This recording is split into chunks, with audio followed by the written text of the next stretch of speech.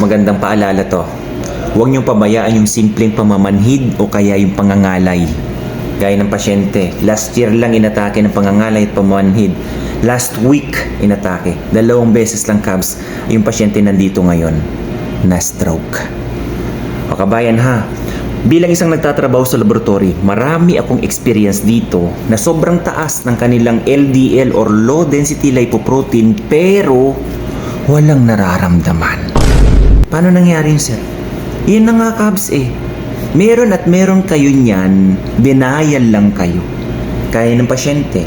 Kasi yung anak ang nakausap ko kasi siya ang naghatid dito ng dugo sa taas. Siyempre, hindi ko naman alam. Intromaderong panot. Tinanong ko.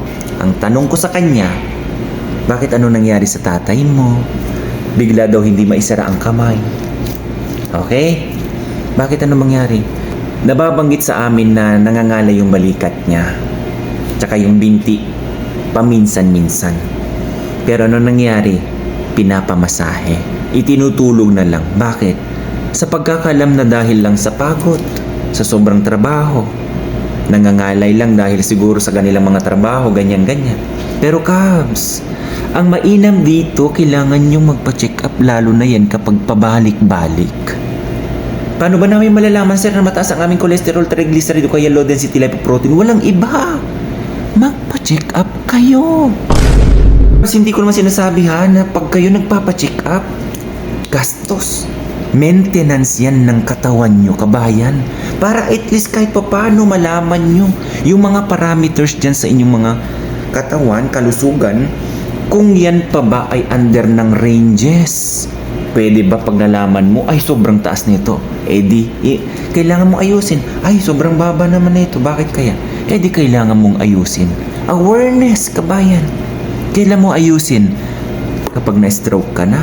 Kapag may nangyari na? Cubs, ang pagsisisi lagi nasa huli yan. Sana ginawa ko pa lang na ito. Sana ginawa ko na lang noon. Awareness, kabayan ha. Totoo, maraming mga pasyente dito. Yung tipo ba na kayo nakakaramdam ng pangangalay pamamanhid, kagaya ng pisngi nyo, pag ginaganyan nyo, ba't parang lang nararamdaman yung pisngi ka? Siguro dahil sa pagtulog ko lang to. Kasi Cubs, lalo na tong pasyente, wala naman siyang underlying na kasalukuyan ba kung siya ba'y mataas na glucose, kung siya ba ay may ibang mga karamdaman sa walay, Cubs, walay. Ngayon lang nakita namin, sobrang milky ng kanyang serum.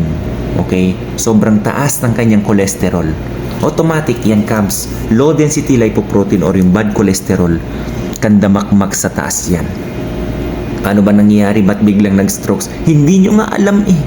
Kung ano nangyayari sa kaloob-looban nyo, kung may nangangalay man. For example, Cubs, kung kayo nakakaramdam na ng pamamanhid, gaya niyan, balikat. Nangangalay yung balikat mo, namamanhid. Anong kadalasang pinapagawa, kagaya ng mga pasyente? Masahe. Binti, masahe. Okay, guminhawa kahit papano. Paano kung the next day, umaatake na naman? Pamasahe mo ulit. Hindi mo alam ang problema yung ugat sa loob. Paano ba nangyayari nagkakaroon ng stroke? Disclaimer po ha. Purong informasyon lang ito at hindi po ito medical advice. Pagpalagay na lang natin ito ugat mo. Yan yung butas ng ugat. Ngayon, dyan sa kinaugalian mo araw-araw, paulit-ulit, sa kinakain mo ganyan, tinatapalan niya ng taba araw-araw. Kahit pa konti-konti lang yan. Hindi naman agad-agad yan, Cubs eh. Oo. Hanggang sa sumikip. Okay? Hanggang nabarahan. Kung ito nabarahan na yung ugat, ano na ang daloy ng dugo mo na nagsusupply ng oxygen nutrients dyan? Walay. Kaya tumitigil. May parte ng katawan, kabayan, na nawawalan na ng yan.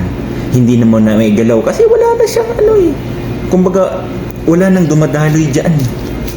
Nabarahan na sa utak mo yung nagsusupply dito sa may bandang parte ng katawan mo. Kaya paalala lang yan, huwag yung biruin yan. Lalo na dito, Cubs, sa totoo lang. Madaldal ang mga pasyente dito kahit hindi ka nagtatanong. Disclaimer. Kasi lalapit sila sa'yo sa tabi mo mismo habang nagpoproseso ka. Sasabihin sa'yo, sir, pagawa naman ng maayos ang aking analysis. Kasi ganito, ganyan. Sasabihin na lahat sa'yo yan.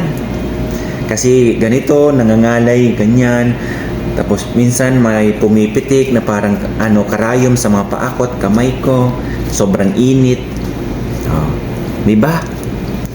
Ako din bilang isang nagtatrabaho sa laboratory, kino-correlate ko yan, Cams. Ngayon nagkakaroon ako ng kaya pala. Ganito ang nararamdaman ng pasyente kasi lumabas sa resulta ng laboratory. Okay? Awareness, kabayan. Huwag niyong tipirin ang inyong pwedeng gawing pamamaraan sa kalusugan nyo nang malaman nyo kung yan ba ay okay pa o hindi na. Kasi kapag nalaman mong okay pa, gaganda din ang pakiramdam mo. Gaganda din ang iniisip mo. Hindi ka masobrang mag-iisip. Kapag ka may problema, asahan mo yan. Bakit kaya ganun? Bakit kaya ganito? Diyan ka na mag-i-start, kabayan, kung paano mo ayusin na mapaganda yan. Baguhin mo kung ano yung kinaugalian mo. Hindi ba? Kung ikaw hindi ka nag-exercise, ayan, mag-exercise ka na. Kung ikaw hindi ka palinom ng tubig, ayan, uminom ka na ng tubig. Hindi ba? Mga ganong kabayan na kailangan natin sa buhay natin kasi ikaw mismo bilang may-ari ng katawan mo, alam mo kung ano yung problema. Karamihan lang sa atin, denial yan. Yung sasabihin may masakit sa'yo, tinitiis mo, pag tinatanong ka, sasabihin mo wala. Kasi hanggat kaya mo pang tiisin yan, shout out sa mga Pilipino. Kapag kaya pang tiisin yan, hindi yan pupunta ng doktor. Ginagawa nila ng paraan sa sarili nila. Pag naibsan, okay, huwag nang iisipin ng magpapacheck up. Babalik na naman yan. Same scenario. Ganun din ang ulitin nila. Hindi nila alam. Sa pagpapatagal nyo, sa pagpapacheck up, mas lalong lumalala pala yan. O, pagpunta mo ng doktor, sasabihin sa'yo, ganito, ganyan. O, late na. Hindi ba? Na supposedly noon pa, naagapan pa yan. Okay? Kaya alagaan nyo po yung kalusugan nyo, ha? Hi po! God bless. Bye-bye.